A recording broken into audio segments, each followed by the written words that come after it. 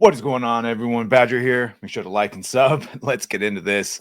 So, if you still have not been tuned into what this Sweet Baby Inc. thing is, why you keep hearing it, real quick, what it is video games are very expensive, and there's something called ESG, economic social governance, that companies, especially investment companies, really want you to follow. Why? Well, we'll talk about that later. For the most part, though, they really want you to follow this. And because they really want you to follow this, they will give you money if you follow certain guidelines. Now, the problem with these guidelines is they're more like shackles, and it's really hard to be creative when you have to include so many specific amounts of certain types of people and stories, especially when those stories or time settings or whatever don't call for it at all. And in fact, it would be a detriment to do it, but because they're forced to do it, because like I said, video games are expensive and this money is easy to get, they do it. And one of the reasons also that companies like a Sweet Baby Inc. exists is because they're not good at doing the thing that they're forced to do for the cheap money, because the thing they want to do is expensive. And they're also corrupted by their own ideals that the thing that it lines up perfectly, because ironically enough, all the media those game developers, you with me so far, that have been consuming makes them want to do this, to make all their white characters black, or switch up sexualities, or introduce new and fun ideologies that you would never think about in a medieval, let's say a Witcher game. But like we said, ESG, real cheap games, real expensive. And so here we are. Here's where an SBI comes in. Here's where a Kim Blair run company, or any of the other Black Girl Gamers and more that we're learning about, here's where they come in and they go, well, we see that you've tried and failed. And they're asked, by the way, the demons are invited into the house. And they said, we see, yes, you have. In fact, you should have called us from the beginning, but now we will help refine what you have done. And well, we see you tried to make a black character there, but she's just a supporting and she doesn't have many things to say. So now let's make her 50% of the gameplay even, and we'll really dig down. And that's where they come in. And the problem with this now is the more involvement they have, the more apt we are to see failure. Suicide Squad, Kill the Justice League, anyone? That's the most they've had to do with things, I think. And then in smaller details, Spider-Man 2, they've had things, and Alan Wake 2, obviously, little things in God of War Ragnarok. By and large, a lot of it excusable. Like, people just want what they want, and they can excuse the little things, blah, blah, blah. But it became so obvious with Suicide Squad that this whole blew up. And what really blew it up, obviously, is Cabrutus making the Steam curation list, letting everyone know that they were involved in the game, which really upset them, really upset someone named Chris Kindred, of which for some reason it's still ambiguous if that's a woman or a man, or one pretending to be the other. I don't know. But either way, that's what set them all off. This harassment campaign against Cabrutus, which then let everyone know what was going on with Sweet Baby Inc. And then it's Gamergate 2. There was some questions of whether it was another Gamergate, and the connections are that the patterns are the same. We uncover an ESG infiltration of DEI inclusion, all the fun little things inside the video game. We call it out. It gets obfuscated about what actually the problem is.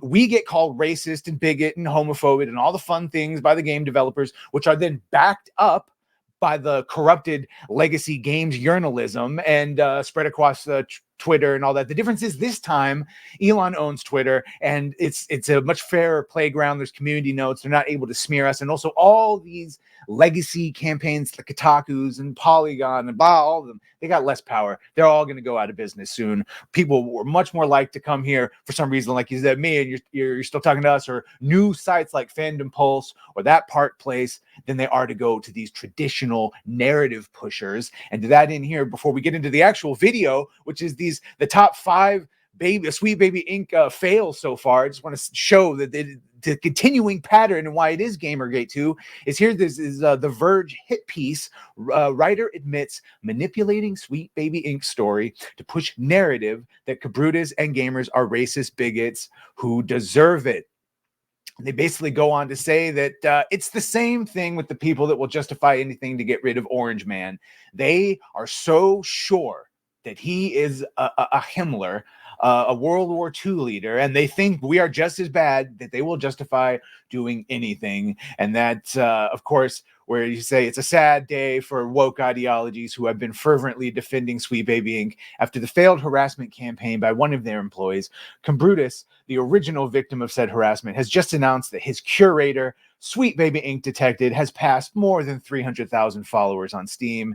And then again, it goes on for the hit piece, but that's the hit piece. Of course, they're going to do mainstream failing media is going to mainstream failing media, but let's sort of Schadenfreude a little bit. Let's enjoy the failure of some of these Sweet Baby Inks that have happened, not just in game development, but just their responses. This is mainly all of their responses to the exposure, the shining of the light on them. And here we have Sweet Baby Inc., narrative consultant company in the video game industry, has recently found itself embroiled in controversy due to the actions of its employees. Let's delve into 5 of them. All right. And this is the first one. I know this pissed off a lot of people, including Hypnotic, who covered this extensively. But following the tragic passing of Akira Toriyama, the renowned, of course, creator of Dragon Ball, Sweet Baby Inc. writer Chris Kindred, and it's always Chris. Why has no one muzzled this person? It's always Chris. Chris Kindred made a questionable move. Instead of offering condolences or respecting the legacy of the legendary mangaka, I'm sorry, Kindred chose to use Toriyama's death to raise a discussion about a character from the Dragon Balls series, Mr. Popo. Mr. Popo, a character introduced in the Dragon Ball manga, has been the subject of debate due to his design, which some critics argued resembles racist caricatures. However, Kindred's attempt to spark a conversation about race and representation in anime amidst a time of mourning for Toriyama was met with criticism. Yeah, no shit. It's never a great idea to call out anyone right after they've passed on. Many found it insensitive and disrespectful to exploit a tragedy to push a personal agenda. And of course they did. And then, yeah, that's some of their original calls to, yeah, there he is himself, the legend. There's their original starting of calling out the campaign of Brutus. In another misstep, Chris Kindred urged this one's going with his again. All right, I still say it's a woman, but fine. Chris Kindred urged his followers to false reports against the Steam curator list that tracked this, and that's of course the genesis that started all of this again. So by encouraging their supporters to engage in dishonest behavior, Kindred only escalated the situation and further alienated critics. This call to action raised questions about Sweet Baby Inc.'s commitment to transparency and accountability in addressing criticism. I'd also wager that, like I said, if they had not said anything, Sweet Baby Inc. could have inked by for a hot minute, a good time longer. Number 3, government involvement and misrepresentation. Take This enters the fray. Take This, a mental health organization focused on the video game industry, waded into the controversy surrounding Sweet Baby Inc. Yeah, and this is where we find out, of course, that they are funded by the Department of Homeland Security. Yes, another connection to Gamergate. Comparing the two situations muddied the waters and made it challenging to understand the true nature of the criticism directed at Sweet Baby Inc. By misrepresenting the issues at hand. Take This failed to provide meaningful insights or solutions to address the concerns raised by gamers. Of course, because they never actually address the concerns that I tried to say in the beginning, that it's not the DEI itself, it's that you have to put it in everything, even where it's not applicable. And that's if there's an ancient samurai, I did Ghost of Tsushima. I did not want any white people of any kind or any other race other than the Japanese or the mongrels. Sorry. So that's what I wanted. It was accurate. It would have thrown me out of the time, throw off my suspension of disbelief rather. Number 4, defending Sweet Baby. Take This blog post. Right. Take This published a blog post in defense of Sweet Baby Inc., but their efforts fell short of addressing the underlying issues. Instead of engaging with the valid criticisms leveled against the company, Take This dismissed them as mere insults and harassment. Their failure to acknowledge the legitimate concerns raised by critics only served to further alienate dissenting voices. By defending Sweet Baby Inc. without critically examining the allegations against the company, Take This missed an opportunity to foster constructive dialogue and promote accountability within the industry. They don't want that. They don't want that. And then, yeah, that is the character, Mr. Popo. Look, I don't understand the context in which this was made. if anything, you would think Middle Eastern would have a bigger, or Southeast Asian would have a bigger gripe. Uh, at least this character is actually black. So if anything, this is representation. So you should be thankful that someone was that progressive even then to give you representation, cultural representation of all of them, really. So there you go. Number 5, cultural insensitivity, lack of understanding, and research. Despite Sweet Baby Inc.'s stated commitment to diversity. And by the way, if you're wondering, I know they always say that these ads are based on your search results and your interests. And in this case, well, you might be accurate. Anyway, not for any nefarious reason other than free, defending freedom and democracy, obviously. Cup of liberty. Despite Sweet Baby Inc.'s stated commitment to diversity and inclusion, the company has demonstrated a lack of understanding of different cultures. Well, of course, because the only culture they care about is there, and I'm using that term very lightly.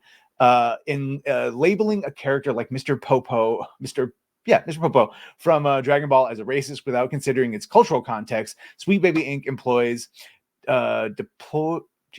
Sweet Baby Inc. employees displayed a failure to conduct thorough research and engage respectfully with foreign creatives. Yeah, no, they don't want to do that. In fact, especially when they're adapting one and they take it and they use localizers, they change the dialogue to make the jokes make sense to a local audience. Yeah, they just completely change it and add in whatever disgusting little ideology they can and still have it make somewhat sense. By overlooking cultural and historical context, Sweet Baby Inc. perpetuated stereotypes and contributed to harming Toriyama's legacy. Their actions highlight the importance of staying in your lane and they love to say that. They love to tell us to stay in our lane, of staying in your lane, and the need for more in-depth vetting of employees within the industry. Also something they don't want.